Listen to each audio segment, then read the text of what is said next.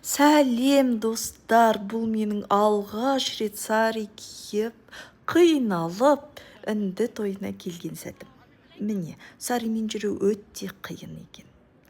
Әрине қайда келдік? Менің жан досым Ниханың тойына келдік. Оның ата енесі Гаухар той жасап жатыр. Яғни 60 жыл бірге болған. Отбасы болудың әдемі жемісін, сабырын, руханилығын көрсетіп, осындай әдемі Гаухар той жасап жатыр. Бұл бір дәурен. Ал мынау менің Ниха досым.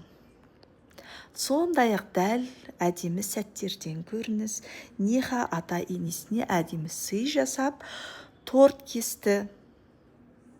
Бұл кішкентай ғана дәстүр екен. Тәтті жеп, тәтті өмір сүргеннің айғағын көрсеткісі келген шығар. Сондай-ақ оның отбасымен біз 1 жылдан астам араласамыз. Олар сондай бақытты отбасы. Бізге сондай қарапайым. Біз оларды қатты жақсы көреміз. Ата сондай ақылды, дана кісі. Оның аң аулайтын хоббиі бар екен. Арыстан ұстайтындай айбатты, я? Ол 3 арыстан ұстап, иіне естелік ретінде қойып қойған. Ал апа болса, гинеколог болып, өмір бойы әйелдерге көмек берген.